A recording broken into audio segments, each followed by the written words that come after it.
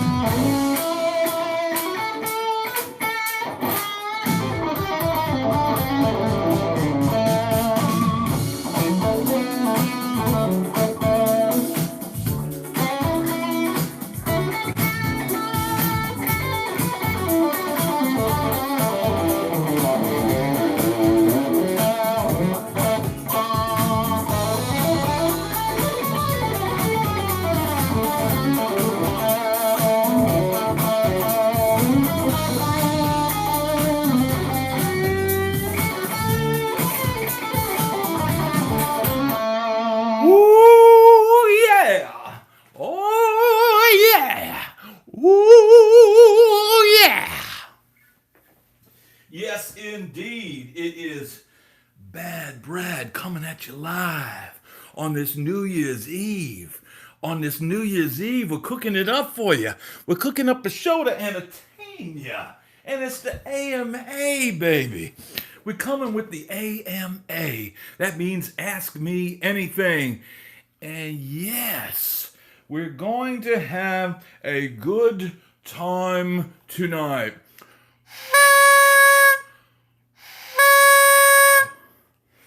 Yes, indeed. It is the New Year's Eve edition. Bad Brad. New Year's Eve. No need to spend New Year's Eve alone. We're here amongst friends. Now let's get those thumbs up. We got Dave Strong at the helm. And we're going to have good time, dude. We're going to have a good time. What's happening, Eric? Rhonda is here. Someone is asking, is it okay to use AI for hook ideas? Hey, yeah. It's a brave new world we're in. And if you want to use it, nobody's stopping you, bro. Nobody's stopping you. Do what you got to do, man. Survive. I think that's the message for 2026. Yes, set limits. Play music real. Be a real musician. Don't steal from people. Dude, if you know, what can I tell you, man? To each his own, dude. If you want to use AI for ideas, then do it. Now, someone says it's breaking up. Are we breaking up? Is it too much sound? Can everybody hear me tonight? I'm cracking open a sparkling water. Golden rule, dudes. Yeah, says no stealing, but okay to be derivative. Well, I mean, I was just derivative just then. But here's the funny thing. You want to talk about... Thanks, Mike H. Thank you. And we got Mike H at the helm as well. Thank you, Shauna. Thank you for the sound check. I just played over a groove that sounds like a band named after a William Burroughs novel, but it also is the exact same chord changes to a Larry Carlton song. And if you know anything about jazz music, you'll know that the thing called rhythm changes And it's the song I Got Rhythm. Boom, boom, boom. I got rhythm. Those chord changes have been the backbone for 100 or more songs. Flintstones. Meet the Flintstones. Those are rhythm changes. And often chord changes were recycled, in these things. So, yeah, exactly, P-Funk. Here's the thing, man. Chord changes technically are not, they're not copyrighted. What essentially is a copyright is music and lyrics. Now, the algorithm and the audiences and the judge and juries of the world that may be trying some of these cases, they're trying things that sound alike, but they're not focused on the fact that it's really just copyright is the music and the lyrics, the melody and the lyrics. So think of a song, and this thank you for somebody for somehow triggering me to get into this topic, but it's pertinent when you talk about AI and using things to create. People have used chord sequences and different chord changes to create for a long time. And so if you know, what's the she came from somewhere back. What song is that? That's the Doobie Brothers song. Is it What a Fool Believes? So that beep beep beep boop beep beep beep beep beep is also what Robbie Dupree Steal Away. Does anybody know that song?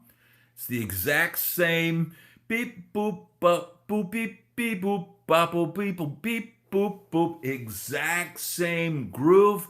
Somebody heard Michael McDonald's song. Michael McDonald's song was a huge Grammy winner, dude. It was like catapulted the Doobie Brothers into the pop world. Steal Away by Robbie Dupree. They probably said, well, let's cop that groove. And if you listen to Steal Away, even the background vocalists, while they don't have Michael McDonald on the track, they've got a background vocal. Oh, don't you steal away. They got a guy singing like that. The music business has been incestuous and derivative and copying and grooving on things for years. P-Funk is saying, okay, I got to listen. I'll check in with the chat soon. Thank you, Dr. Frosty Brew. So here's the good news, everybody. Red is waiting for his wife to get home from work. Frosty said he liked the Guitar Center video. Here's the deal, man. I just edited a brand new Guitar Center video, and that is going to be coming out soon. So if you have not subscribed to the channel, dude, you got to subscribe to the channel, dude, because it's going to be totally epic. It's going to be totally awesome. So yeah, Dr. Frosty, thank you. Here's the thing, man. A lot of people discovered the channel from that Guitar Center video. That video's got, what, 24,000 views right now. It's been getting like hundreds of views every hour, like since it came out. The most views were the day before, the day it came out. Later in the day, it was getting 2,000 views an hour. So the algorithm loved it. The algorithm pushed it out. And look, man, I'm not a sponsor of Guitar Center. I don't have a affiliate with Guitar Center. Now, YouTube does allow you to tag things, and sometimes Guitar Center pops up, and I will attach the affiliate link to Guitar Center because their commission rate is good.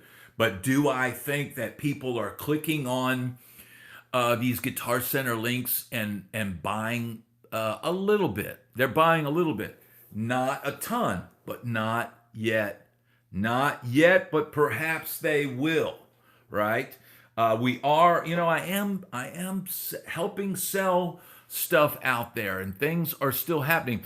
Rockwood is saying, broke down and bought a PRS custom today. Blue Burst, flame top. Dude, what did you get? You get an SE, you get an S2, you get a custom cord, you get a private stock, you got a wood library. That's a thumbs up, man. Happy new guitar day, dude. Look, I think it's like always on the search for a new guitar. I always gotta just think about something, whether I'm gonna buy it or not. Okay, so Jason Patterson is asking, if I want my content to be how I make my songs, can I just do it or should I copyright first? If I want my content to be how I make my songs, if you're concerned about your songs getting stolen, I would make sure your songs are copyrighted. Chris Alexander says Guitar Center near him he's not that happy with. But you know what? I got a lot of people really impressed with the Brookfield, Wisconsin Guitar Center. Dude, I'd say that one is on par with the Orlando Guitar Center that I did a video of. That is a great Guitar Center, and the one I've got a new video coming out, and it's the Daytona Guitar Center. My mom's in the video, Mia's in the video, Lisa. It's a family road trip and fun, and Guitar Center, and I even pull a guitar off the wall and play a few blues licks just to aggravate the kids, man. So that video is coming out. So Jason, thank you. Yes, and look, man, if you want to protect your songs, copyright your songs always. Yo, Brad, Tommy says, Happy New Year. I ordered a new Ibanez RG550 Genesis made in Japan. Was supposed to be here today, but it got delayed until Friday. Dude, I'm sorry to hear that, Tommy, but that is a cool guitar, dude. That is a cool guitar. I think maybe the Ibanez Edge tremolo, I think that might be better than the Floyd Rose. It just seems like Ibanez is really good at engineering stuff. They don't, they're not known for like a vintage sounding instrument, but they're really good at engineering. Like they engineer everything on the guitar to the nth degree. And so when they make a locking tremolo, dude, they make a great tremolo, dude. Could you do a session on copywriting your material soon? Well, David, the best way to do that, and I'll go ahead and get into it now in case I don't do an episode on this. But what I usually like to do is get a collection of songs, because if you got to copyright every single song individually, it gets expensive. If you're writing 10, 20 songs at a pop, or 10 songs for an album, or 12 songs for an album, copyright it as an album. Here's the album, these songs. You send the MP3s in. It's a collection of songs. November 2025. What a compilation. Mail that in, but you now can do it all online. You got to go to the U.S. Copyright website, create an account, go in. You tell them what it is. It's super easy, man. You check music and lyrics. You check that as that's what you're copywriting is music and lyrics. Even if there's no lyrics, you're copyright music. John Cole, thank you so much, brother. Thank you for kicking off the night. And that is awesome. Yeah, you do it all online now, Rock. You can upload your MP3s. You used to have to mail that stuff in, and they would only take certain formats and all this kind of stuff. Flyer Boy, let's see. Brad, can you describe how you select and use the different positions on a 5-way switch Strat style guitar? Yes, I can do that right now, sir. Yes, indeed, sir. So if you got a 5-way switch, and we got one right here, we just so happen to have one here. Now this one has an extra toggle switch to make this single coil, but you know what? It generally adds a decent amount of noise. So I generally just keep it in humbucking mode. And, you know, a 5-way switch, dude, I mean, you got your neck pickup when it's all the way here. You got your neck pickup.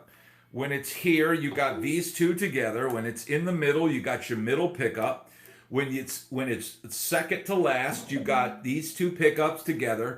And then, you know, full on, ready to rock and roll is the number one position. Just like that. And, you know, depending on what you're playing, but you know, if you got to play some jazzier chords, it's all going to be on the neck pickup. So you're going to have your 5-way switch right there, right? If you want to make that a little funkier, you would switch it down to the next position, which is technically that's called position 4, right? So you hear that's darker, then it gets a little brighter. Now I've rolled back the volume because I've got gain on this. Middle position is a weird position that some people don't really use. It seems like when you get older, you get into the middle position on a Strat. And then really for country stuff on a Strat, that number 2 position is kind of the twangier version of that. David Marley, thank you so much. And then if you want full-on rock, it's the full-on bridge pickup. It's super simple, man. Now look, back in the Sunset Strip days, I would set my amp up for that. So it would sound like that when it's full-blown. But then if I had to do a quiet thing, I would take it to the neck pickup, I would roll the volume down.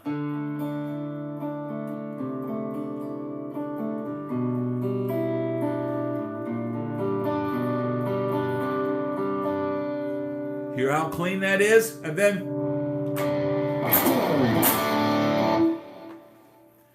that was my rig on the Sunset Strip. Straight into the amp cranked, roll it back, and look, man, the guy that was running sound at the Roxy, I don't remember his name now, but he was kind of a well-known sound guy at the time. And I remember the first time I sound checked there, he saw how I was playing, and he immediately said, "Oh, he rolls down his volume. Okay, we're good."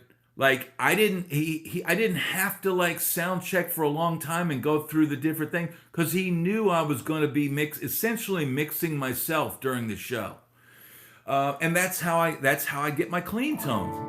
Even on the bridge pickup, if you play soft,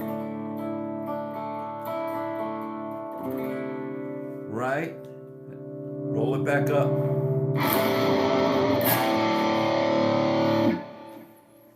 It's that simple, man. That's simple. So, yeah, that's the 5-way switch. What else we got? I like a 3 pickup guitar because you'll be able to do neck and bridge on or all 3 on. Yeah, that's cool, man. I like to, look, I don't want to have to, thank you, Flyer Boy. Thank you. Happy New Year, everyone. And look, man, you know what? Some of us are here, you know, and some of us might be by ourselves, but you know what? We're together tonight, and I wanted to come on here so that everybody, we can all have a cool place to hang, talk about guitars, talk about music, talk about the shit that really matters, dude. Tom P, salute. That's what we're doing, man. We're staying safe. It's cold here tonight. And look, man, you know, having a young child, dude, there's no place we need to be tonight, but right here. So that's the deal, man. What else we got here? Who does sound at the Tin Roof? That's a good question. Best wishes, Brad. DJ says, Happy New Year. Great job you're doing. Thank you so much. Hey, Brad, could you check out my channel, House of Strings? I could be the best undiscovered guitar player. You absolutely could. And you know what? I'll encourage everybody that's watching here. You can click on his channel and go check them out. And look, man, if you are the next great undiscovered guitar player, start posting, dude. Start posting, getting it. Put fresh content, man. You'll find an audience. You will find an audience. Does anyone else need to set their clock 3 hours ahead so they can celebrate New Year's? Said, Dwayne, that's a good idea. Yeah. Saying, Brad, what do you think of R&B artist Lola Young? I don't know Lola Young. Who is Lola Young would be my question. Used to get table-side solos from Alan Haynes. First gig is at the Soper Reese Theater. Oh, so are you a young player? Are you just getting, where is that, Soper Reese? Let us know, man. We encourage everybody to just play guitar, dude. Just get out there, play music, create, and that's why we're here. Oh, Lakeport, California. Where is that? Is that up north? That must be up north, as I never heard of it in San Diego or on the LA side. So yeah, look, man, that sounds like a cool club. Sounds like my kind of place. Lakeport. What was the name of that? Lakeport. Well, I missed it. Lakeport, California. Yeah. Soper Reese Theater, Lakeport, California. Okay, well, are you headlining? You opening for somebody? If anybody watching this is near Lakeport, go see my man play some tunes, dude. Mullet is asking, and thank you for saying Happy New Year. Do you like, Mullet is saying, do you like Fender or Marshall better? Two entirely different style amps, and I like them both.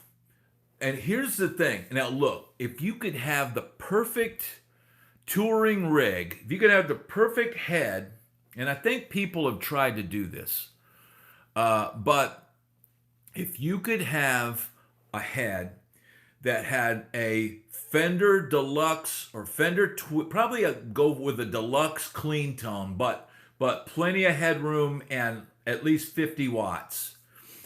And like someone said, Fender clean, Marshall dirt. The best amp would be the Fender for the cleans, the Marshall for the crunch and the dirty rhythms, and then a high gain Marshall-esque thing for everything else. That would be really all you need. Throw a few pedals, drive pedals to mix up and add some things to that, and that would be all you really need. But here's the thing you have to think about. Your sound guy that's running sound for you, if you're coming out of the same speaker cabinet, Eric Johnson has a rig where he's got his clean Fender and a clean Fender cabinet and a Marshall cabinet and a Dumble cabinet.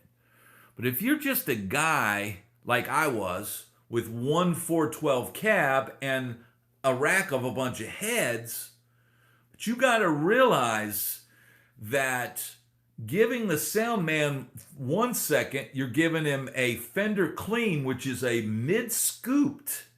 It's actually mid-scooped clean tone, pristine clean, and then hitting him with a gnarly Marshall tone that might have tons of mids, and then hitting him with the high gain tone.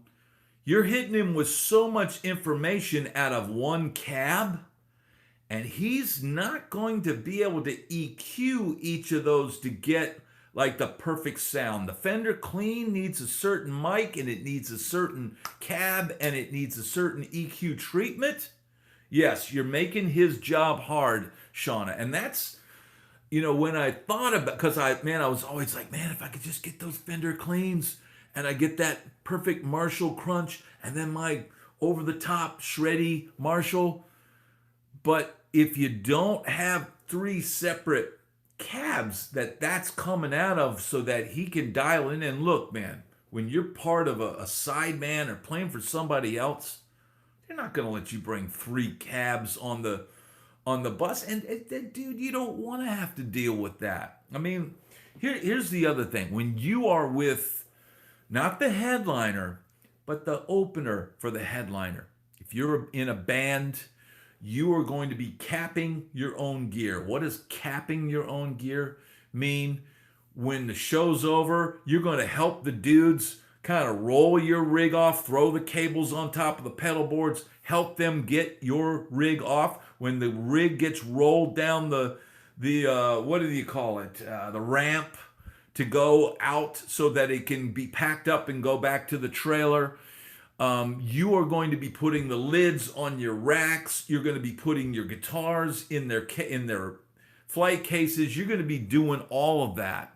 And the more junk that you bring out there is just making your job harder, and you ain't getting paid any more for it. So that's the deal. Dave Sco is saying, hey dude, yeah, back in the day I'd use my neck pickup to clean up with my 50-watt Marshall 2203. Used a Boss OD1 2-knob overdrive as my boost for solos. I still have my old gear. Amazing. Amazing. Most of my old 80s gear I just don't have anymore. It's like gear, a lot of gear came and went over the years. I've still got my main guitar from the LA days. I've got Helix Stadium, which the intro I played tonight was done with that, and my cool San Dimas guitar. Ever used the Friedman IRX DJ KWI? Yes, absolutely. I entirely love the IRX, but I think I have the IRD and the IRJ. I have demoed them both on the channel. I have demoed the Tone King Imperial Tri-Tube preamp. Those are all amazing products. They sound amazing. It's probably the easiest way to get a studio quality recorded tone into your computer and sound like an absolute pro. That stuff is a no-brainer, dude. And I've still got my IRJ and I still got my IRD. But I'm like doing different stuff now. I've got my Synergy. I know I'm gonna fire that up at some point. What I did today, I finished a guitar session today. If you haven't known that, I'm available on air gigs. I'll play on your songs. I'll do custom projects. I help people write songs. I do all kinds of stuff, consultation, whatever you want. You can basically just send me a message and say, hey, well, what if you did this? How much would you charge for that? But I did that session today, dude. It went friggin' awesome. I mean, I knocked out something that probably could have taken an all day. I knocked it out in about 2 or 3 hours. I mean, the rhythm tracks, dude, once I mapped out the form, I knocked out the rhythm tracks like 1 or 2 takes. The guitar solo was a couple of takes because I did some tapping. I pulled out some little like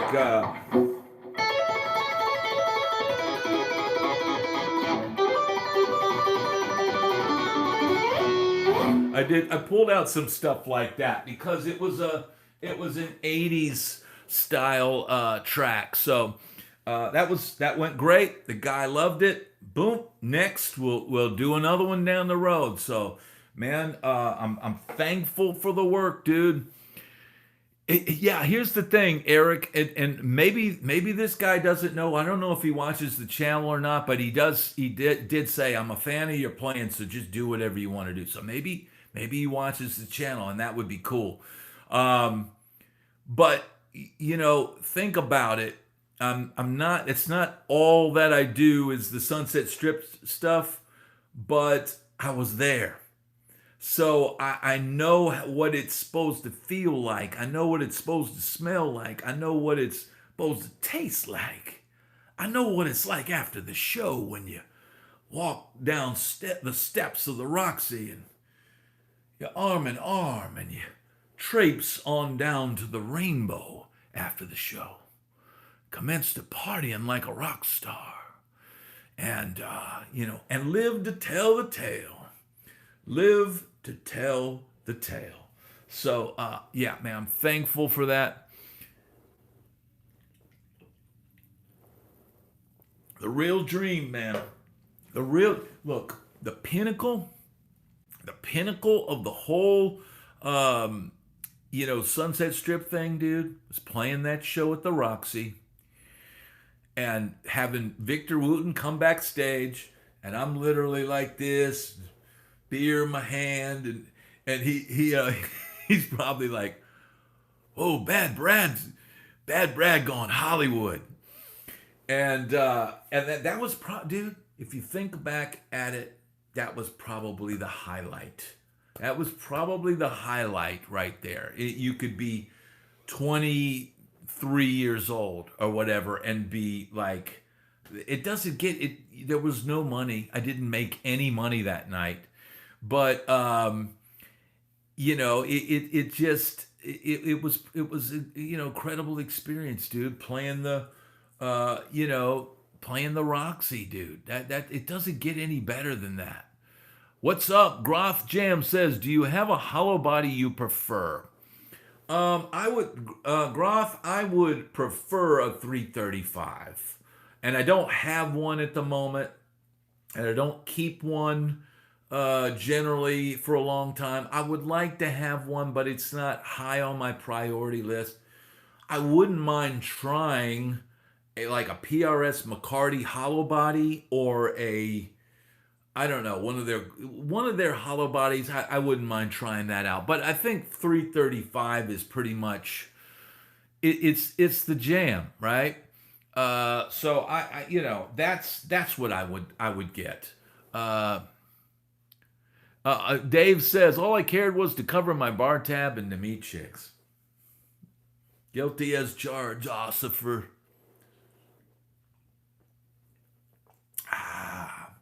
We got 109 people in here. Let's get those thumbs up. It's New Year's Eve.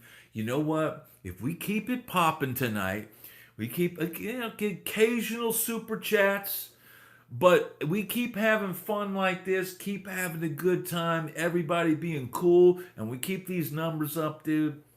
Who knows how long we'll go tonight? I know, and Shauna mentioned it, I saw there was a guy doing a 24-hour stream, or it says attempt, and I saw that guy, and this was this morning. This was this morning. I saw your boy, right? And I see him, and he's in his chair, and then he had to get up and go do something. And I'm thinking, man, I'd like to attempt something like that, but I'd have to do it when everybody's out of town. And even then, dude, I just don't keep the late hours that I used to keep. So I mean, dude, Richard of Carver, I love him. He's a great guitarist. Yeah, man. I don't think I've ever heard him play, but I'm gonna have to check him out. I was looking for his feed before I came on tonight. I wanted to see if I could catch him when he was sitting there playing. Looks like you have a ton of guitars. What's your favorite one to play? Well, I'll tell you what. I don't have a favorite guitar. But lately when I've been cutting these 80s style tracks, for some reason, this guitar with this pickup, and I believe this is some kind of trimbucker or something, and these super jumbo, these you can't see it, but these frets are jumbo as all hell, dude. These are jumbo frets, and this is a very what's the word? It's a rounded neck, but it's not very long across. It's not very wide. So look, dude. Let's see if I can do this now. So let's say we're at A, right? When a neck is smaller this way, you got more, and And that's non-picking. And those jumbo frets, it allows you to do all that.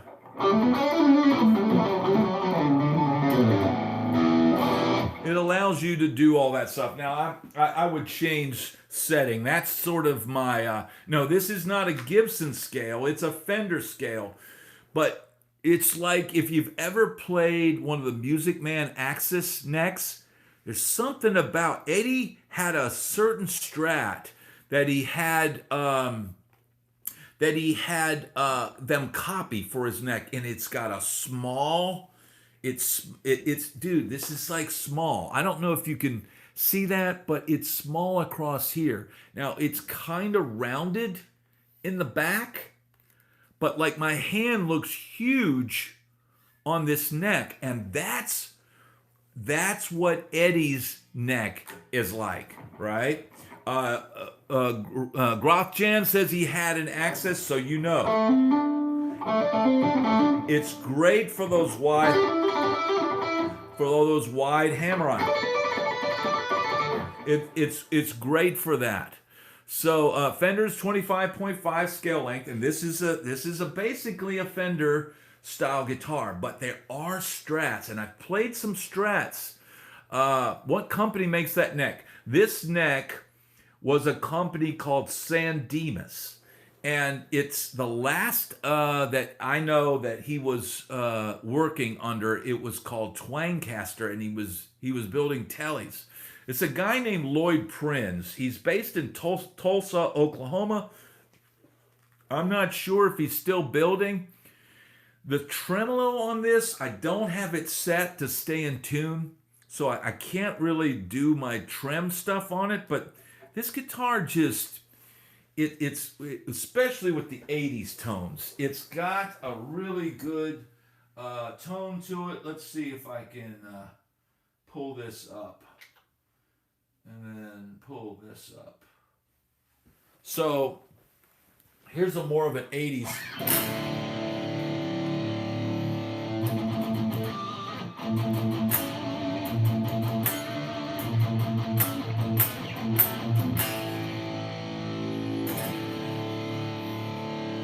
It's just got a growl to it. Its guitar has a growl to it, and when I'm doing those riff type tracks, it's something about it, man. It's something about it. So that's the deal, man. That's what I'm playing now, and it kind of set me on a long thing. Matt, thank you so much. Congrats and thank you for 25. Bring on 26. You rock, dude. Matt, thank you so much, brother. Let me hit the like button on this. Like button, hearts. I can hear some fireworks going off. So Dave is saying the neck carb for EVH is rounder on the treble side and slimmer on the bass side. Now, the EVH Wolfgangs that they make, I think that neck is similar to the Music Man Axis, but it seems like the fretboard, especially on they've got like a slab board on those. This is more like the original Music Man Axis neck. And that is a great neck. If you're like, I've got pretty good size hands, right? Like they're good, but having the guitar with it's a lit like the other one. If you're familiar with the PRS standard thin, it's very similar to this style neck. Standard thin, dude, it's not going to give you that meaty like thing.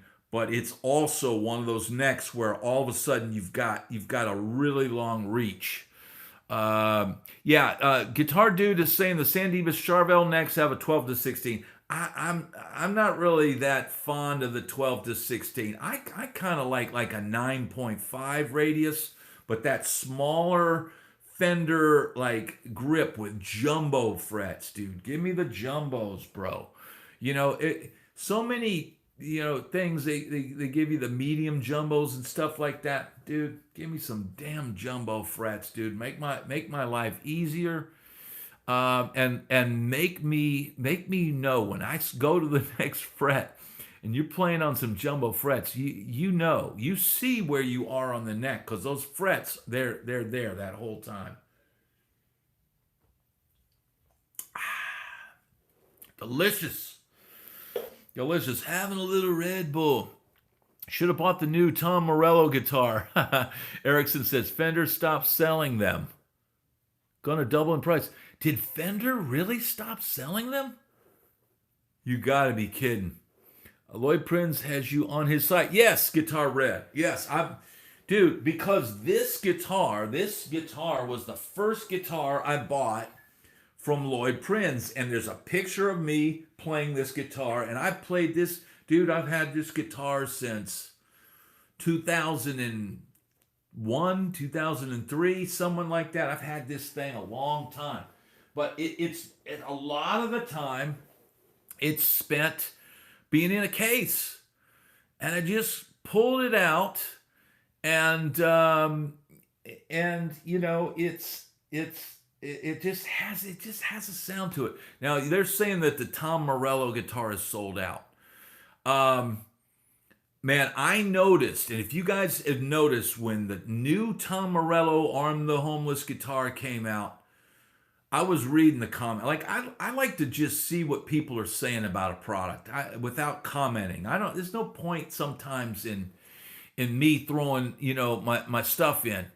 But man, people were slamming that guitar, dude. They were like ragging on Morello and all that, and without getting into any of that, you know, it just seemed like, man, this guitar's not going over well. Drama over all that stuff, and it really, you know, look, man, I believe if you're going to be a rebel, stay a rebel. I feel like Morello, one minute he's, you know, he's on this side, and the next minute he's everybody show me your papers or something. It's like, dude, if you want to be Mr. I'm fighting the system, don't start telling people to follow the system. I think that like a windsock. So that, look, I think that aggravated people. What's the song they did? I won't do what you told me, and then he's telling you he's doing what they told him. I don't. What happened? What happened to the rebels of the world? What happened to them? P Funk is definitely a rebel, but you know what, dude? I don't get into that nonsense on this channel, dude, because you know what? He's free to do whatever he wants. I'm free to drink iced tea out of a gallon jug.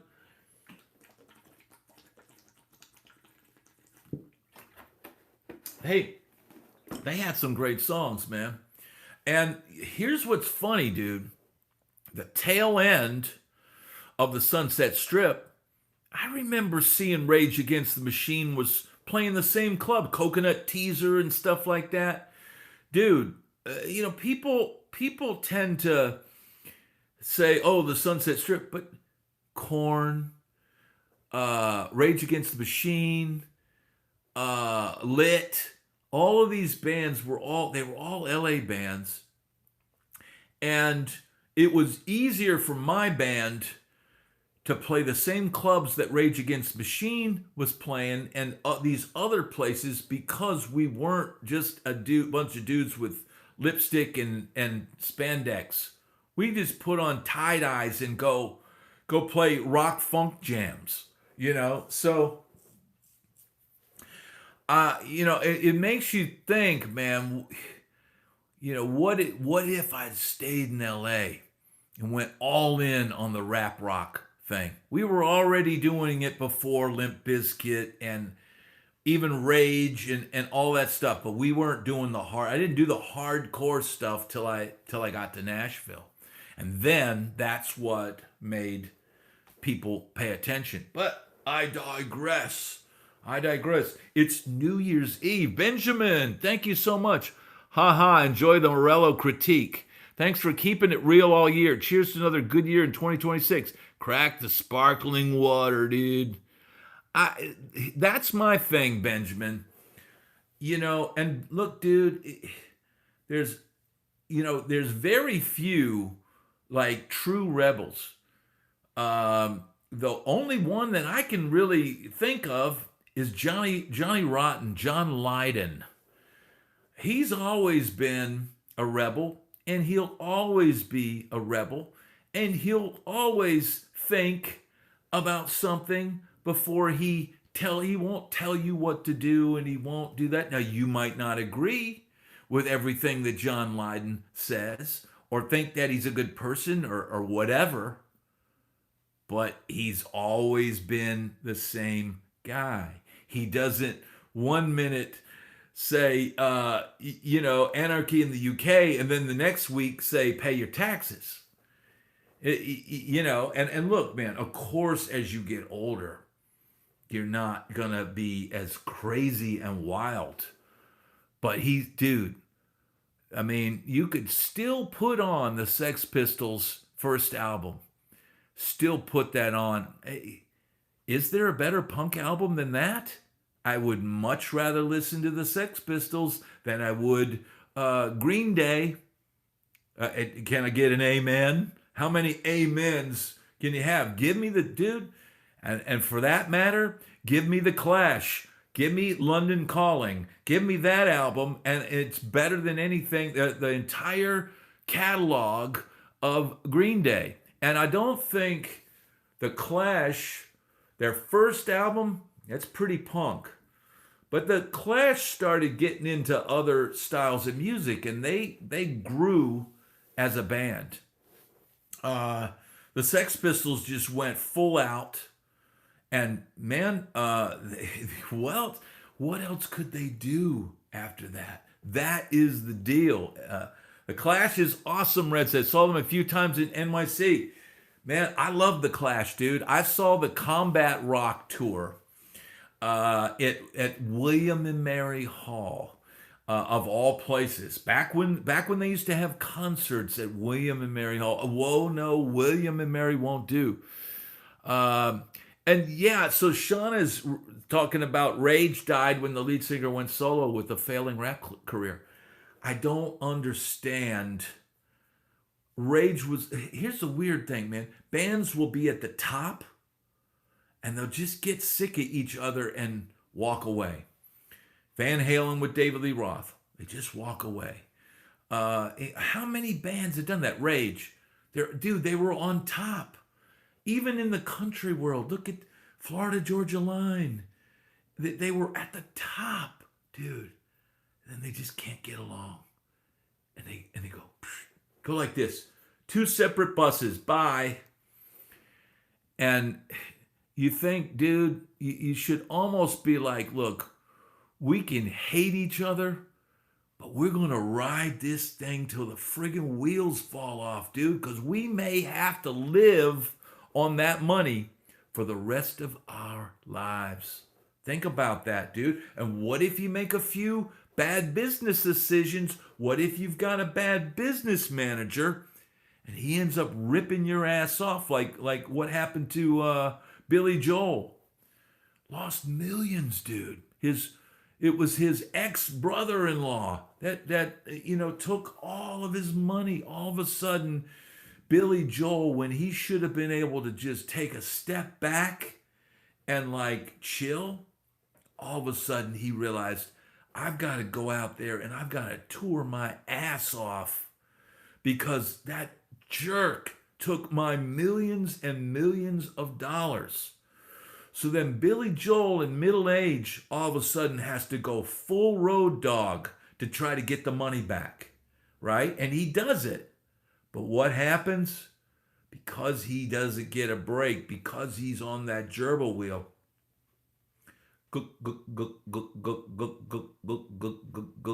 Drink, oh fiddly dink. I can dance with a drink in my hand, right? And I thought when I watched the documentary, I said, "Oh, dude, that's a recipe. That's a recipe for just getting hard into it." I mean, how do you go night in and night out bottle of red, bottle of white. Yeah, bossa nova, baby. Exactly. Drink, drink, drink, oh fiddly dink. I can dance with a drink in my hand. Red just called it. That is, yeah, and well, look, Mad Max is saying, he screwed Liberty DeVito. Well, look, man, Liberty DeVito, I've never really enjoyed Billy once Liberty was out of the band. But you got to figure if Billy's getting run into the ground, don't you think Liberty's probably getting run into the ground too? I mean, I can't speak for anybody else, but I certainly can sympathize with. It's hard to stay on that train and be the engine for that train. And when you're the engine for a touring rock act or whatever you want to call Billy Joel, dude, that's a tough position. If the engine stalls, if the engine's, whatever, it could come a time when the boss decides I'm going to put a new engine in. So I get, like, I was angry that Liberty was gone as well, but I also have heard, you hear things, you forget about it. Great drummer. I've met Liberty DeVito. I've played gigs where he's like in a band we're playing on the same bill together. But that's a hard life, dude. It's a hard life. And it's amazing how many years he lasted. Liberty was the last of the original guys that was still in his band for years. Would I have liked them to reunite and Liberty be playing that gig? Of course I would. But, I think even Liberty says, hey, man, I already did that. So, and going backwards, I mean, Erickson says, give us a good road story. What kind of road story do you want? I mean, dude, here's some funny stuff, man. I was watching a recent podcast with Ira Dean, and I think is it Jim Brewer, the comedian that does AC/DC impersonations and stuff. Well, I used to play in a band with Ira Dean. I was the guitar player for Trick Pony. And Ira Dean is one of the wildest. He is probably the craziest guy I've ever toured with. And he tells this story about going on stage with Hank Williams, wearing some girl's top that was in the front row, flashing everybody, and carrying a goat named Steve. And then somebody in the band wrote, "I love Hank," on his beer gut. And Hank calls him out to come sing a song with him on stage. And I mean, he tells the story, he could tell it better than me. I was not there at that time. But dude, I've been out with Ira. Trick Pony was probably the most fun, I had ever on the road. And dude, there would be times where, people would not be drinking. And here's the thing, man. People will be like, I'm not drinking, right? And then they'll go, well, I'm not gonna drink, but I'm gonna have a gummy. I must take a gummy after the show. And this is before that became a widespread thing, right? And people take those gummies and we're sitting in the front drinking our beer because that's what we do. And they take the gummies and dude, they are gone. They are literally like so gone that they're paranoid. People are having to go back there. You're going to be okay, bro. Here, drink some water. It's just, dude, as far as road stories go, many of them, you can't tell. I can't tell them on a PG show. But P-Funk is saying, not drinking, huh? What do you got? School tomorrow? Exactly, P-Funk. But here's the thing, man. Ira was a notorious dude. He could drink people under the table. And there would be nights where he'd be like, "Screw it," and he'd be drinking. But dude, I mean, they had already been on the road for years and ridden the top of the charts before I joined the band. And there comes a time where you cross the line, you step over the line, you put your feet on the couch, and then they go, okay, you need to chill out. And so it would always be, okay, who's, are they drinking tonight? Oh, they're off the wagon now. And that's the thing, man. It's like some of the wildest stories would be out with those guys, and it wouldn't matter if they were drinking or not. It would just wild shit would happen. How's everybody doing out there? Let's see. What do we got? Let's keep it rocking. We got 127 people in here, dude. That's friggin' epic. Let's get those thumbs up. Erickson says he just took a gummy. Mike Holmes says 2 gummies in times of 2 and times of... he retracted it. But, here's the deal, man. You know, the booze, dude, on the road, it can get out of hand, dude. It can get out of hand. So I mean, there were times where I had to switch from whiskey to the lightest beer that I could possibly drink so that I could still party with everybody, but try, and here's the crazy thing. I switched from straight whiskey, Jack Daniels, right, to Fireball, because in my mind, the sugar in the Fireball would keep me awake.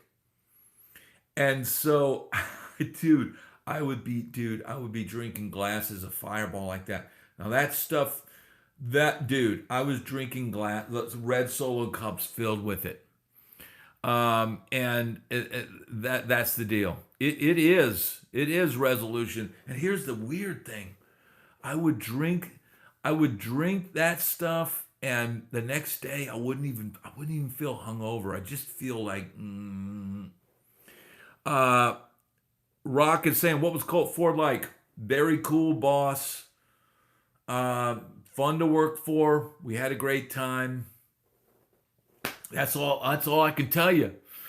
Mike Holmes says last time I got sick it was Fireball. Dude, I would not touch Fireball now if you paid me. I would not. I would not drink that. I just don't have any reason. Alcohol doesn't serve a purpose in my life. I'm lucky that I'm able to just walk away. Red saying he used to drink a lot of Jägermeister. Dude, we used to do a ton of Jaeger bombs. Tons. Like a Jaeger bomb was just something you did so you could stay awake. That's what we used to do. It is like cough syrup. I got to where I liked Vegas bomb better than a Jaeger bomb. When it just the Jaeger, dude, was so a Vegas bomb is what, like whiskey and Red Bull or something like that. I forget what that is. Vegas bombs are good though, man. Those don't taste like cough medicine at all. In Norway, we used to drink 180 proof of moonshine with coffee. Berserker drink. Wow, Exorta. That sounds like it, dude. Coffee and 180 proof. Wish Jaeger was red licorice flavor. Hey, they should do that. That's the deal, man. We got 124 people in here. Guitar Red says he grew up in a German house, Jägermeister for headache, stomach ache, toe ache. Wow. It is a lot like medicine, man. Hats off to everyone playing New Year's Eve gigs tonight. Be careful out there. Yes, if you got to go play tonight, absolutely be careful. And dude, don't drink because it's amateur night.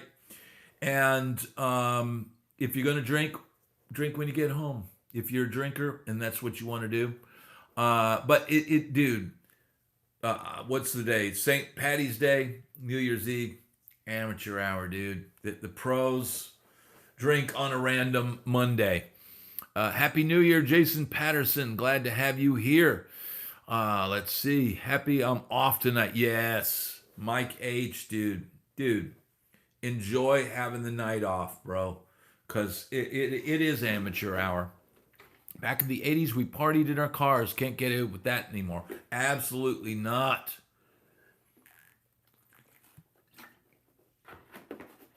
I'm jacking myself up on caffeine.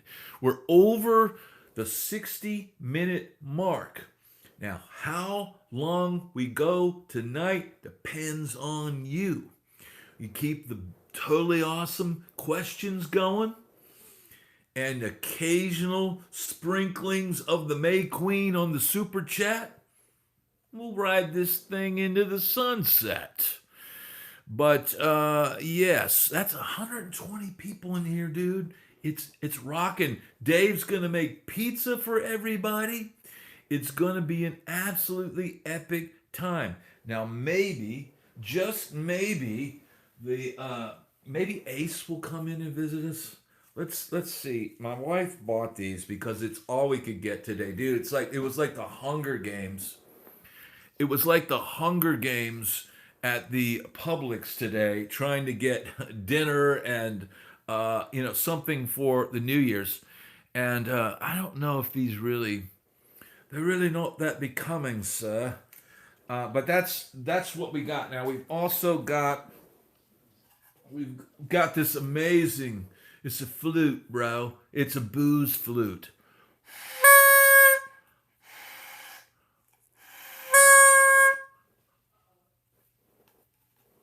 My wife just said, "Uh-oh." She probably thinks that's Mia. But we've got the classics right here. These are the classic party shades, dude. Now we're ready to party. All right. So we've got 120 people in here. Let's get those thumbs up. Look, here's the deal, man. If you're not able to go out tonight or you want to stay in and you want to chill, right? We're right here. We'll keep this party going as long as you do, right? Once you guys decide, once y'all are ready to go to sleep, dude, we'll take it to sleep. But we're gonna have a good time. So let's get some good questions. Give me some good questions. That's what I need right now. I need some good questions to keep me rocking. Gotta say, I love the lava lamp and guitar wall. Thank you very much, Rock. Yes, indeed. Rhonda is here. We're glad to have Rhonda with us, keeping us in line. Do you ever play in drop tuning? Yes. I prefer to play in E flat. I do mess around with drop D. I have tuned down to C sharp. I have tuned down to C. I messed around with 7 strings and all that. My preferred tuning would be E flat or D. That would be my preferred tuning. But you know what? It just like today. I was hoping that the track I was going to work on today was in tuned down a half step. It was in standard tuning, so I just tuned the guitar to standard tuning and do that. Have you ever played at Hatrix in Texas? The main place that I remember in Texas is Billy Bob's, and that is in where is that? Where is Billy Bob? Is that in Austin? It's not in Austin. It's in Fort Worth, or is that Dallas? E flat is Hendrix and Black Sabbath. E flat is also Edward Van Halen. So I think the guitar sounds better in E flat. Do you ever play the Ritz in New York guy opening for GNR? No, I did not, Hillbilly. Fort Worth, they're saying, yeah, Fort Worth is Billy Bob's. That's the main club that I remember in Texas, but I've played a bunch of other clubs. Come on in. Oh, we got our first guests of the evening. Come on in here, my New Year bug. Come on in. We got the ready to bring the New Year in. Sit on my lap. She's wearing a Christmas Grinch outfit. You got a Grinch outfit? Oh, she's trying to get an Altoid already. She's not even... Mia, tell them to like and subscribe. Like and subscribe, but I really need to blow the horn. Oh, okay. Happy New Year. Go whoop. Whoop.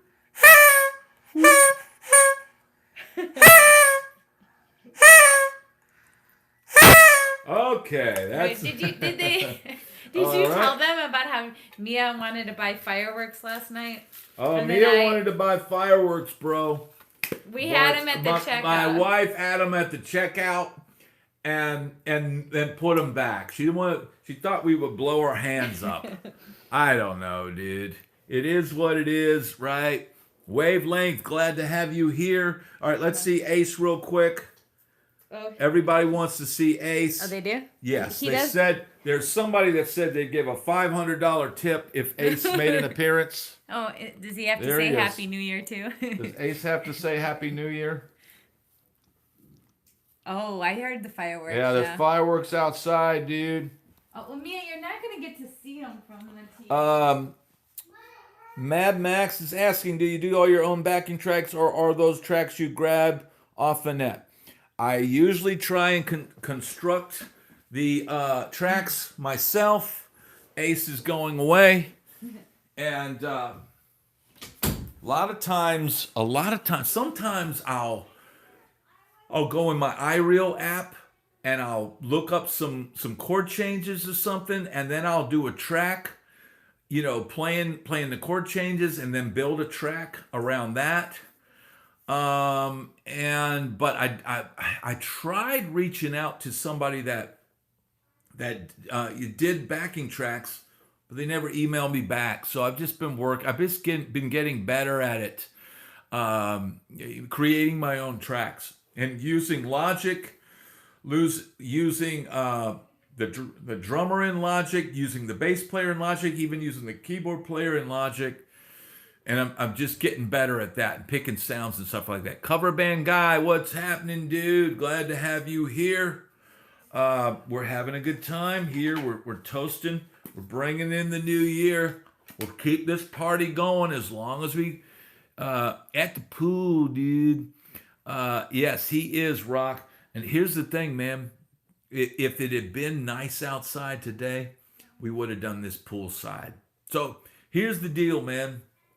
I promise 2026, we'll do one of the lives. We'll do it poolside, and I'll grill some hot dogs. I'll grill some burgers on the channel. And I think that would be a cool thing to do in the future. So we'll do some poolside once the weather changes. But, dude, it's too cold. It's too cold to be out there. Even here, dude, it's, 30-something? I think it's like 38 tonight. So they're doing fireworks down the street. Probably at midnight we'll hear a bunch of fireworks. If we're still going here, we'll see. It's warmed up to 16 here, snowing in the woods. Wow, Green Man. Glad to have you here. Love mixing recorded live tracks in Logic. Yes. Solo gigs here pay around $150 for the night. What do they pay out in California? Well, we'd have to ask somebody out in California, man, because I haven't played a gig in California in at least 10 years, man. I don't know, man. Do they even have paid gigs out there? Yeah, of course they do. Rocking in the rocking chair. No, it's not a rocking chair. I'm just moving back and forth. Brad will hear fireworks for the people in Chicago. You'll hear gunshot. Oh, woo!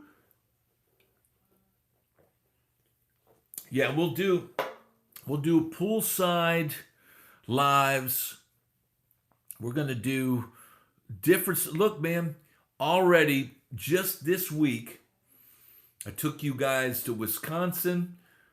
Tomorrow morning, which, by the way, for those of you who are ready to kick the new year in the ass, if you're ready to get off your ass, my probably most motivational walk and talk, it's titled Get Off Your Ass. That is going to air tomorrow morning, 8 a.m. Eastern Standard Time, and it's guaranteed to catapult you into the new year with adrenaline, with a purpose, with a drive. You are a winner. You are a driver, man. And that will be tomorrow morning, 8 a.m. Eastern Standard Time, dude. It's an epic Wisconsin walk and talk. And dude, I was fired up. It's amazing. Beer, bikes, and blues. Thank you. Made it to Buc-ee's in Sevierville. Gassing up. That is amazing.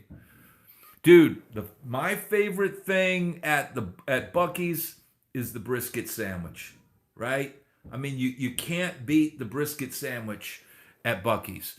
And it's hard not to walk in Buc-ee's and not blow $100. Here's to a good new musical year. Yes, Tommy Rad. Yes, indeed, brother. Glad to have you here. We're hoping to have a good year for everybody. And as I'm kind of hearing, the neighbors' fireworks in the background, we're going to keep this party going as long as we can. And everybody that's chipping in is just extending this party. I think the wife will allow me to keep rocking as long as we make it productive, because this is going to catapult the channel into the next year. You've had 3 videos this week. The last Wisconsin video airs tomorrow morning, 8 a.m. Eastern Standard Time. Waiting in the wings, I've got the Daytona Guitar Center epic road trip. Full circle road trip. Even a vlog from the old back patio in Florida that I first went live on. You'll see my mom in the video. It's epic. Cover band guy says I walk twice a day for a year, lost 40 pounds. Wow, that's amazing. Twice a day. Dude, 2-a-days. We call that 2-a-days.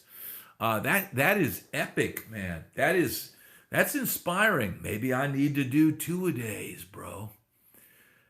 Dick Clark is dead, right? Mad Max, yes, he's long since passed. Be ready with the net, dude. Okay. Yeah. Let's hopefully everything's kosher out there. We've got Dave and Mike H out there. We've got the best moderators in the world, dude. Ingve gummies before the walks. Yes, absolutely, man. Absolutely. It's delicious. I'm going to have to nurse that because that's the last of the Red Bull. D. Vincent, Happy New Year to you, brother.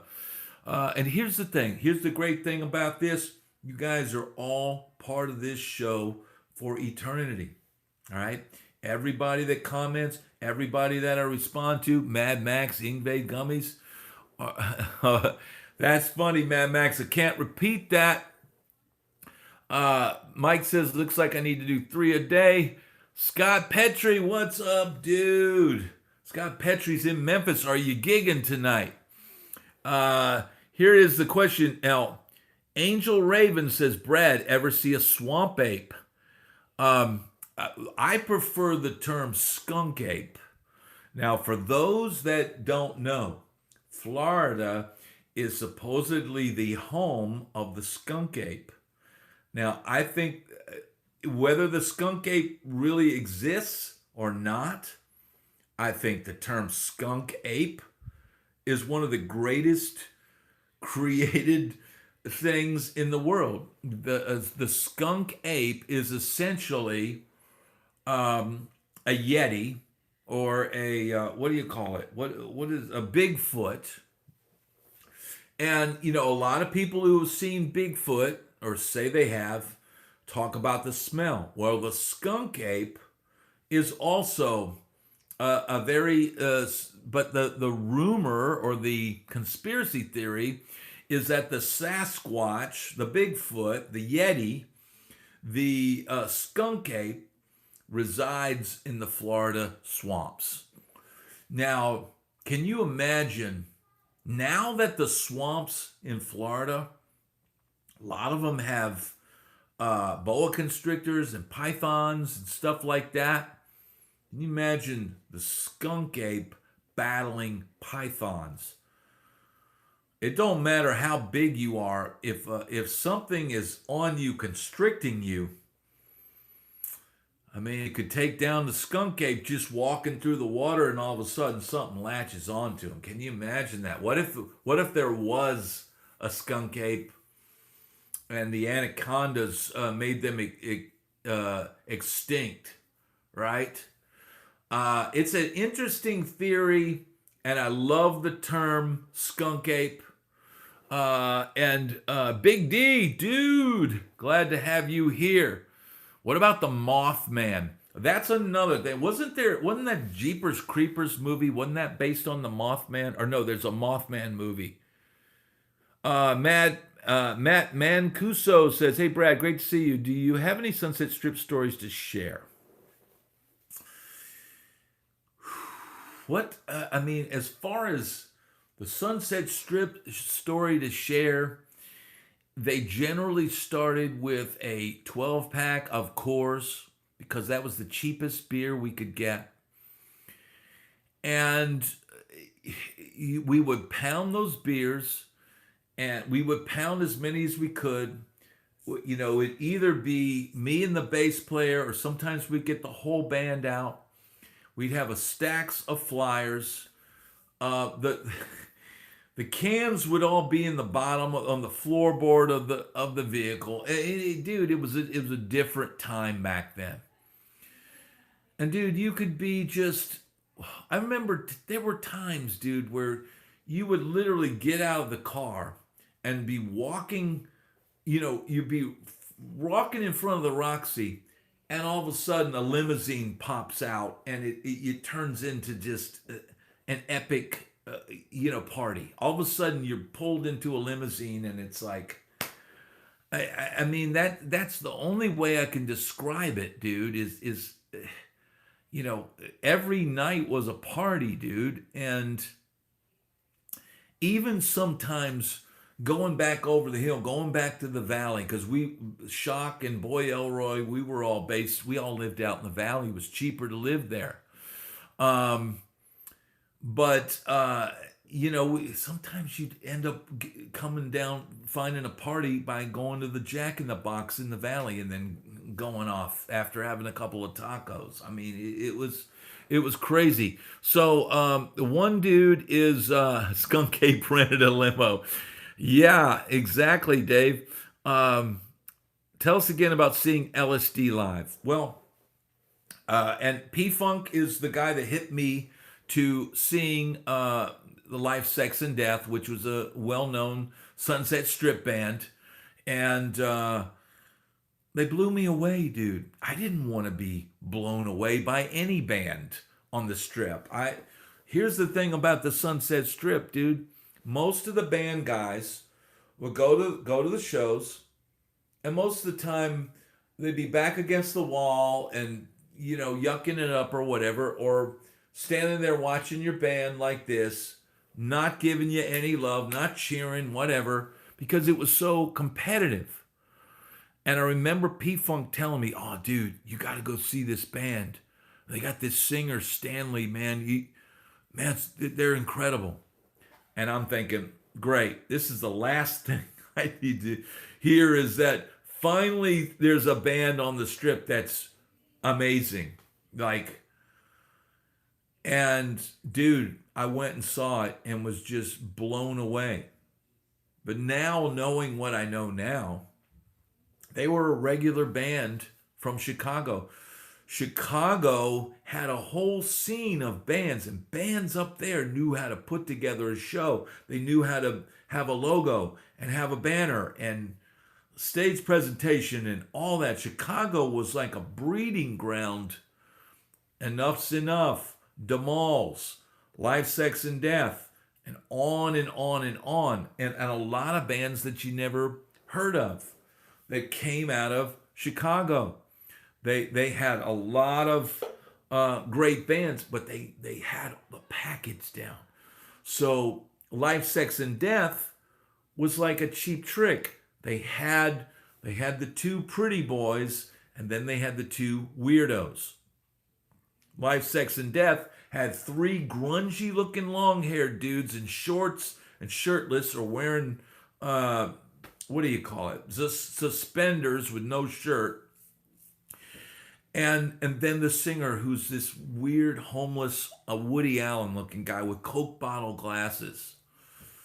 But inside that Coke bottle glasses homeless guy was the skills of an amazing frontman. Everything that I wanted a frontman to do, that I was trying to find the perfect singer, that guy was doing. Between having his on-stage raps, to where he says the song, he pumps the crowd up, and then he performs the song. Movement all through the song, doing all this weird herky-jerky stuff, all the stuff that you wanted your frontman to do. And then power vocals in key, then go up on the banister of the Roxy. There had a little, like, I don't know, it's like where you could watch the show from upstage. He goes up there and he's got a keyboard with a cable running down to the stage, and he's just, does a whole run down the thing, and then sings this ballad up in the balcony. And it was probably one of the best rock, it's the best showcase of a rock band I'd ever seen in my life. And they were beyond the showcase stage at that time. I believe they had been signed, and everybody knew that these guys were for real. But now that I know, they came from Chicago. They knew what you needed to do. You needed to come to Los Angeles, not putz around for 3 years. You need to go out there, have a friggin' act, have an image, have a logo, have a name, all of that. Go out there and devastate LA. Work on your crap in Chicago, bring it to LA, blow them away. That's now, if I could be there and do it all over again. At least if I knew, logo, dude, killer logo, killer name. Let's do something weird with the image. It doesn't even matter who's our singer. We got to do some. You got to be something to make you stand out. My thing was, I always thought, let's just stand out with talent. But that was never enough, or never really what the Sunset Strip was about. So that, you can chop out that segment right there. That could be an episode right there. They were a great band, man. They really were. It was amazing. All right, we've been going for 82 minutes.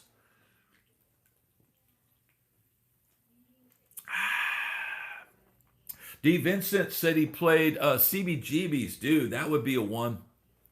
Cinderella was a Jersey band. Actually, weren't they a Pennsylvania or Philadelphia band? They were a Philadelphia band. That's what I talked to a young artist today. Jason says. He says they're just not into things for long. It's in and out. That's why guys aren't getting it. Seemed to make sense to me. You should do an episode on why musicians try to sabotage each other.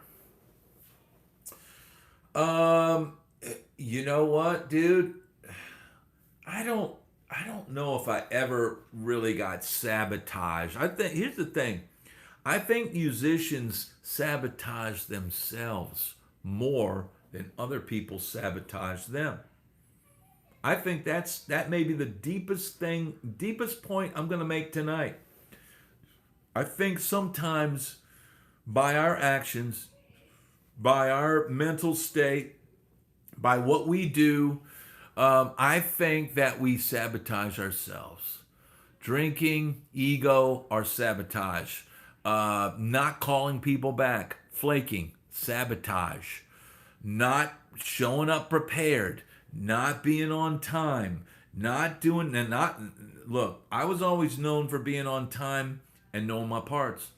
But every now and then, dude, you show up on a gig and, did you get my email? And like, no, dude, I had a gig. I had a gig this morning.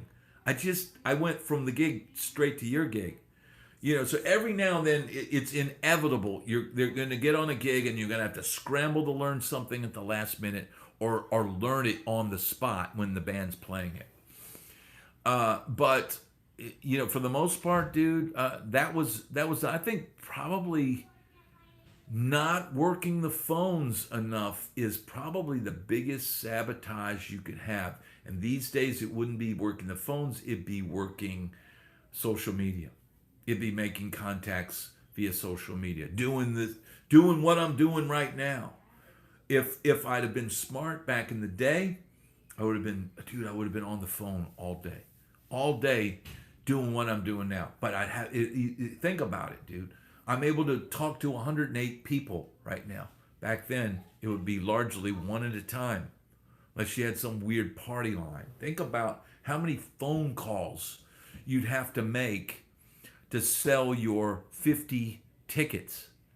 Or let's say we had to sell 25. Let's say we had to sell 25 tickets each. Four band members, 100 tickets. The tickets had to be $8, so you're turning over $800, for a pay-to-play club gig. Trying to sell 25 tickets, you think it's 25 phone calls? Anybody in sales will tell you it's going to take way more than that. So to sell 25 tickets, I mean, look, you're going to have after a while, you're going to have your 8 to 10 that are guaranteed every time you're playing. They'll buy tickets. And then you're going to have your friends who you might go, I'm going to give away 3 or 4 tickets to my friends because they're going to come and they're going to help us out with the gig or whatever. Imagine if you had to sell 50 tickets or 100 tickets yourself. That's nowadays with social media, it's easier because you can hit more people in one pop. But back in the day, dude, selling 25 tickets, 50 calls, 70 calls, 80 calls. I mean, it just depends on how good you are at selling tickets, right? I mean, it's something to think about. But what's going on? I don't see any questions popping up. Is the chat still going? Are we still live? Or did it stall? I don't see any chat. We need P-Funk Part 3 interview is the last message I see. Are we stalling? What's going on with that? Man, I don't see any more messages. The messages are not coming in. Let's see what is going on here, dude. Is it stalled? Can somebody break through here? Can we get this train back on track? I'm not sure. Is it locked up? What's going on? Did somebody pause the chat? I don't know, man. We'll just keep going then. We'll see what's going on. We still got 108 people in here, but I'm not getting any chat right now.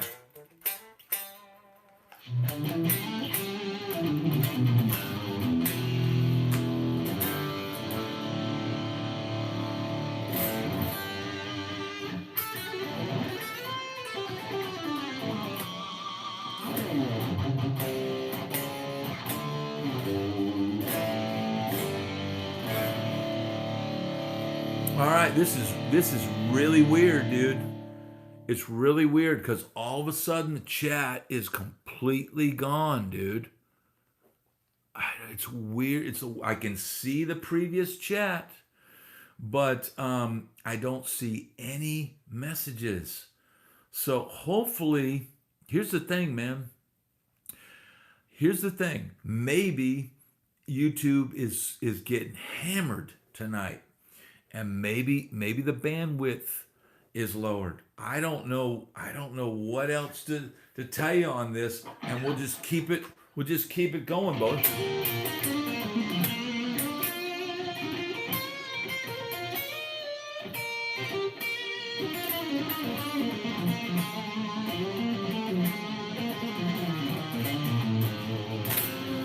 see 111 thumbs up. I see there's 115 people in here. So I see that we're still cooking. I see 117 people in here now. So I know we're still moving.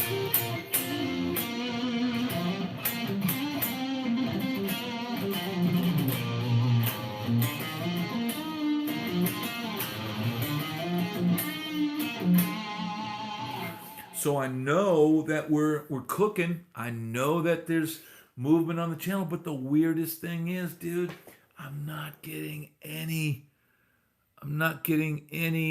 And what if I do this? Top chat,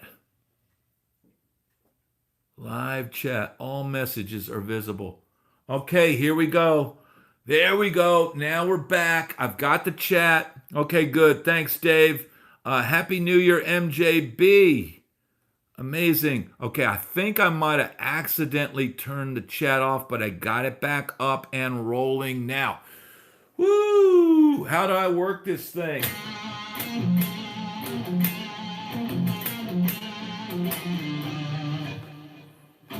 Is the guitar cranked, or I need to crank it up a little bit? We might as well drown out the, hey, what's happening? Here, I'll tilt this down. We got it going. Can at least see the neck, right?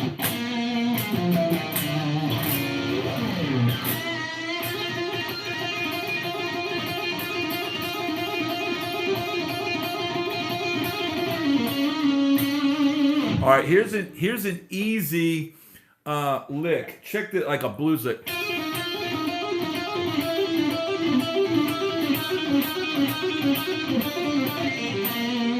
So minor blues, chromatic down to major blues. Easy shred, bro.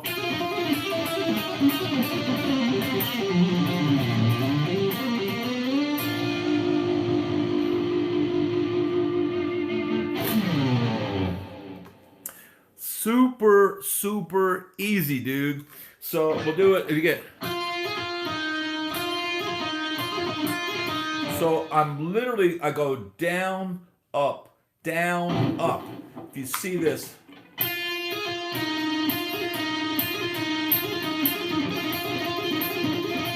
I do this kind of stuff all the time. Is do these little downstroke.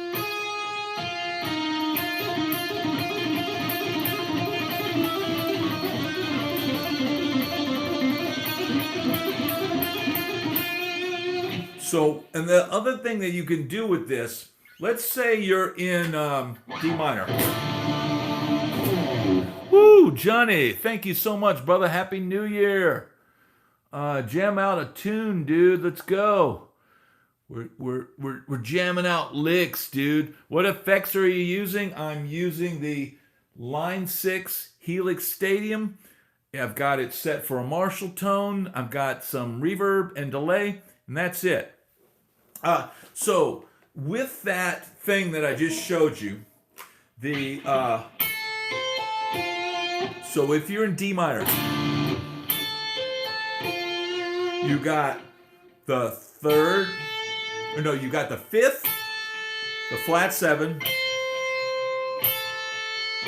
to the minor third of D minor.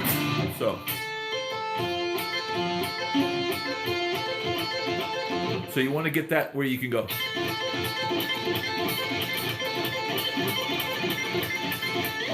And then what you can do is go up the scale. So if you're in D Dorian, E, F, G. So then watch this. So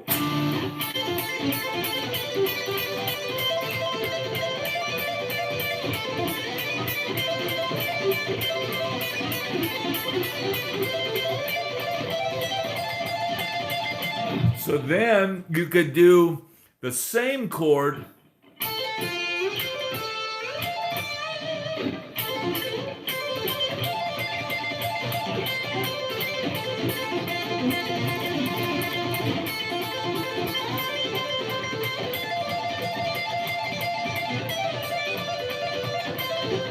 So then you could play chord progressions. Like if you got D minor, A major.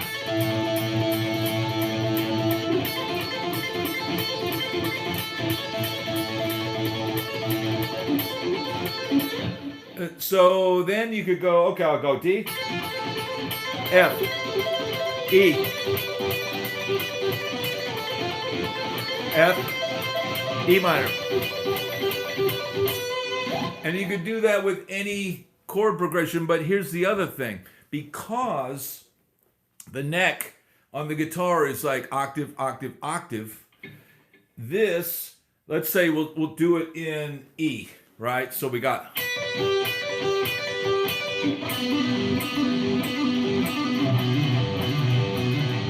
So there's 3 octaves.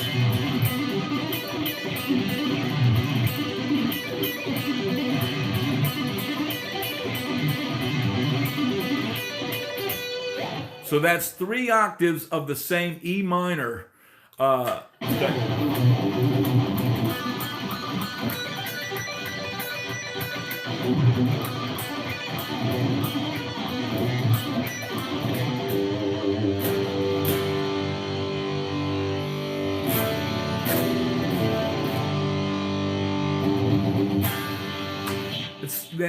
That's really what I would call easy shred. It's easy shred, dude. It's like, you know,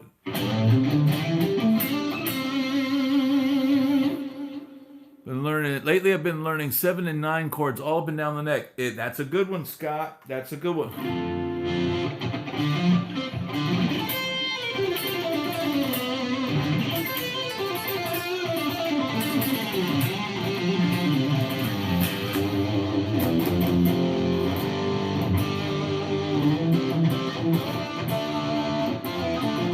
Yeah, I see you now, Tracy. I got you. I got you. Bring back the hair metal, dude. Hey, man.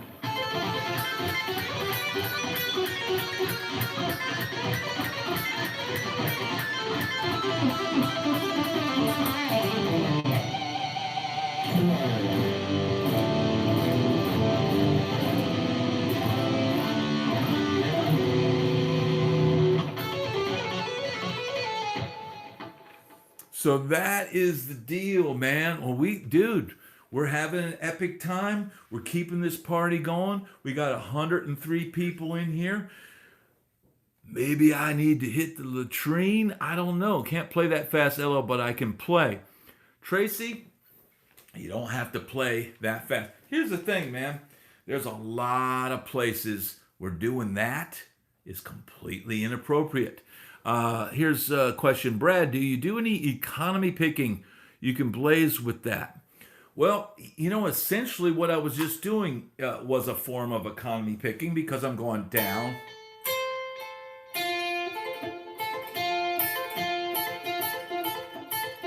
Essentially that is. But, you know...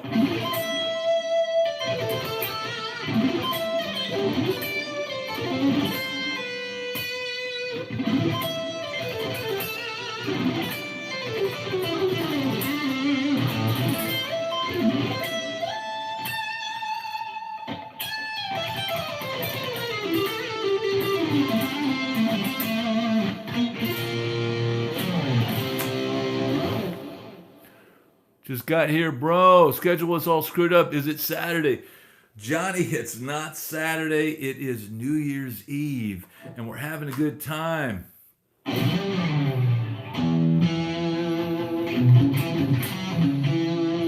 Here's the thing, man. You know, a lot of that stuff, dude, it's cool, but...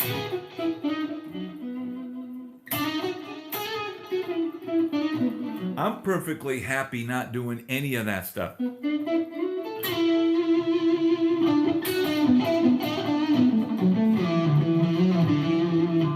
Creative says I do economy picking whenever I buy gear. That's a good one. I like that. That's a good one. Gonna take a little sip. We got 97 people in here. I'm trying to keep this going. Should I buy a Helix and toss the tube amps? Cover band guy, I would never encourage anybody to toss their tube amps. But should you have a direct option? Yes. Should you have a tube amp? Yes. Should you have a solid state amp? Why not? I say it's all a tool, dude. Depends on what you need.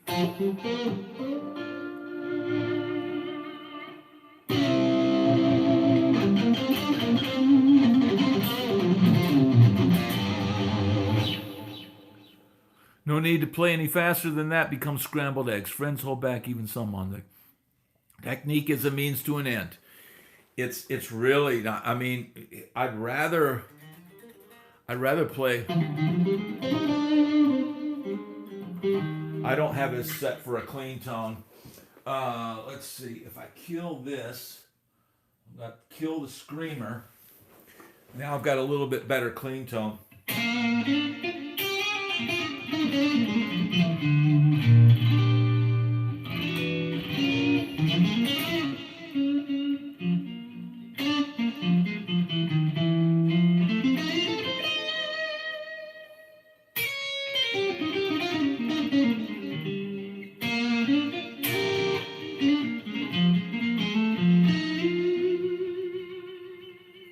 I just soon play tasty and slow.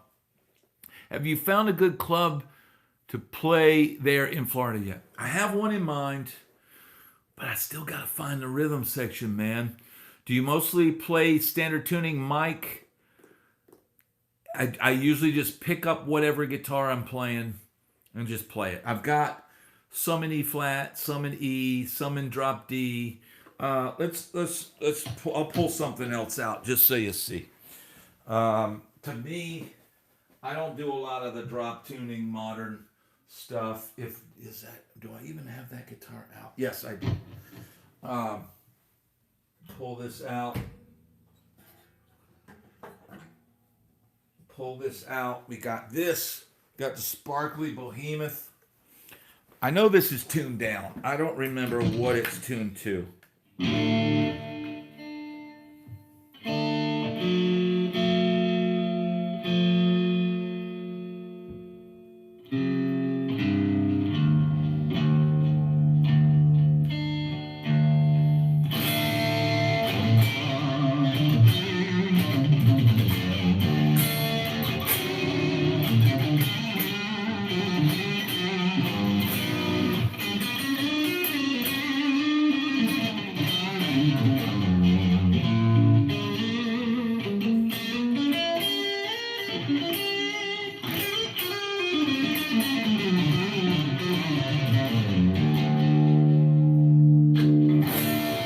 What is that? What tuning is that? I don't know if that's C sharp.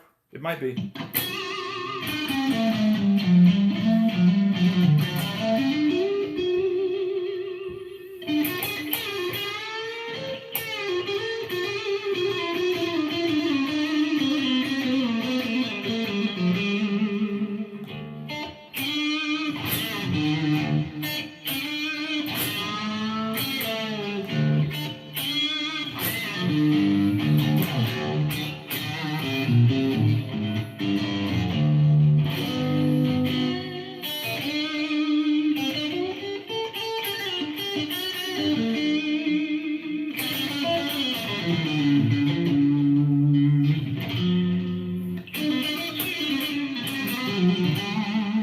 Here we go. Let's see what we got. Bit that distortion pedal, bro. I want to hear something heavy, dude. Johnny. Thank you, Johnny. That's amazing. I tell you what, dude. I've got to take a 1-minute break, and I'll be right back. Stick around. I'll literally be a second.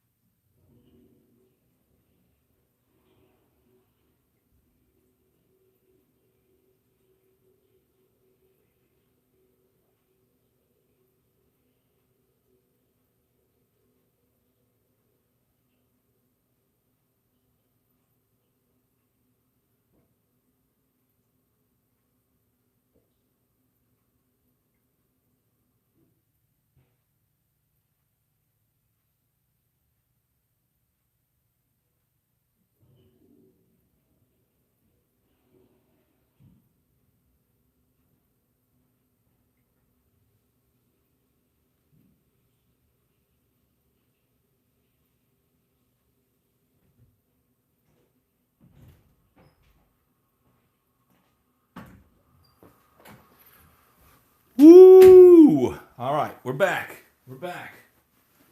We're back, dude. All right, we have. He wants the gain back on, dude. It puts the gain in the, or he gets the hose again. Let's crank the gain, dude. With this guitar, with these loose strings, here we go.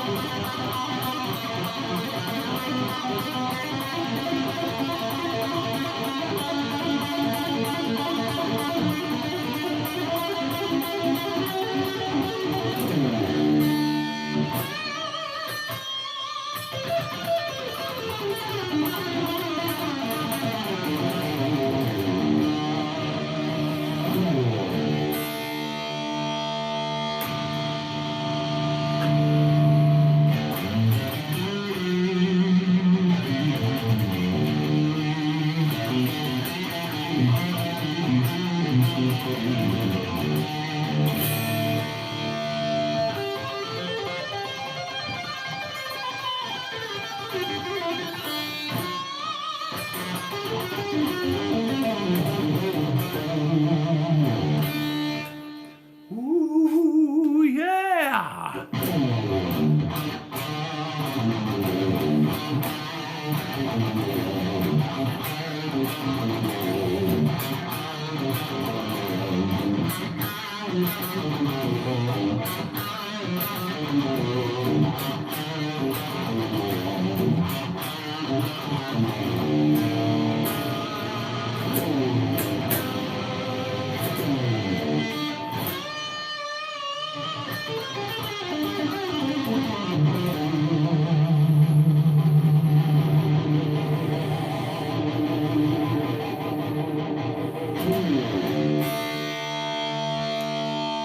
Oh yeah! Listen to that pickup.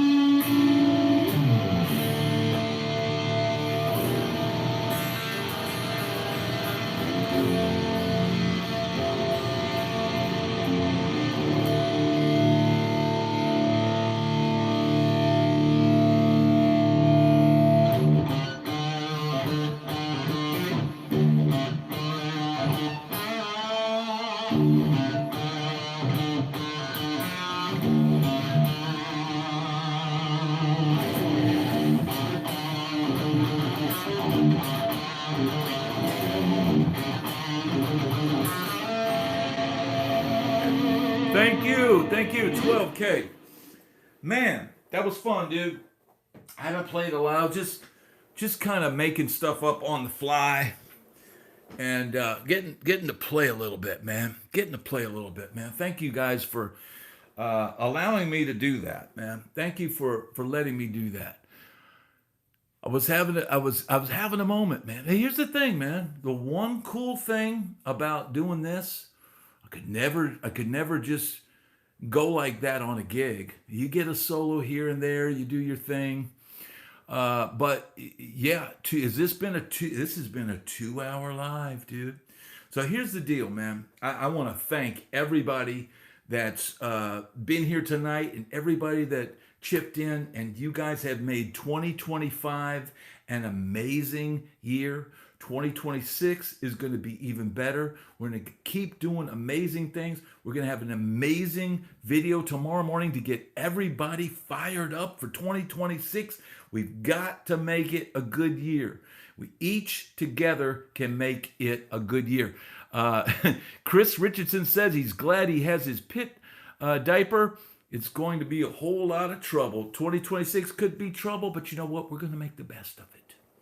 We're going to make the best of it. So, man, unless we've got some last minute, keep going, dude. We'll wrap it up. I'm going to go spend some time with my family and my wife and my child and celebrate the new year. Man, I want to thank everybody for being here tonight. Happy New Year to everyone. Tomorrow morning, 8 a.m. Eastern Standard Time, 2026 is going to be the year. Thank you, Rhonda. Thank you, Dave. Thank you, Erickson. Thank you, New World Wellness. Thank you, Green Man. Thank you, 12K. Thank you, Beer Bikes and Blues. Man, it's going to be awesome, dude. We're going to have a good year. Thank you, everybody. Man, we're having fun tonight. Thank you to Mike H. Thank you to Dave. Thank you to everybody that tunes in after this thing goes live. Now, maybe I wonder if I unplug. I wonder if we could even catch some fireworks. Would that not be crazy? Let's see what the fam's doing in here. Let's see what's going on. Maybe they're outside watching fireworks. No, the wife is out here watching TV. You're not watching fireworks?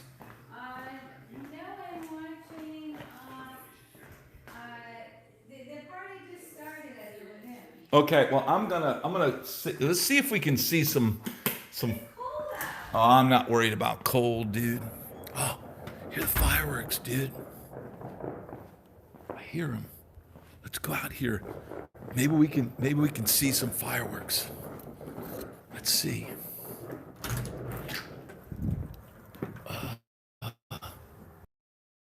But I don't see them.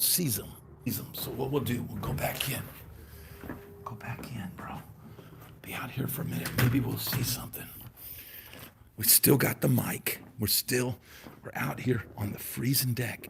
can hear the fireworks. This is extended. We're extending the jam, bro. Got a cold pool. Hear the fireworks. It's too early, bro. I'm hearing them though. They're off in the distance. And man, why not? Thank you so much. 12 Guitar Golf says nice spread. Pool is purple, bro. Yeah, it's got a purple light. I'll show you if you could see over there. See? Purple light. Lighting the pool up. Purple. But why not? Why not take you guys out here? This is what the summer 2026, we're going to be right here. And we are going to have parties out here. I shot a bunch of episodes sitting right in this seat. This is going to be epic. So we'll be doing live episodes from the patio. And man, we're going to have an amazing 2026. So thank you, everybody, for being here. And we'll see you tomorrow morning, 8 a.m. Eastern Standard Time. Thank you. Or you're in mansion in Malibu, 121. No, I'm not in my mansion in Malibu. Peace out, everybody. Have an amazing evening. Hang 10. Love your family. Love your neighbors and everybody. Elisa, my wife, is saying what parties? Now my wife is here. What parties? The party is gonna be you guys, 100 people or more being out here. But thank you everybody for tuning in. It's been an amazing night. We've had an amazing time. Take care, everybody, and we'll see you in the morning, 8 a.m. Eastern Standard Time.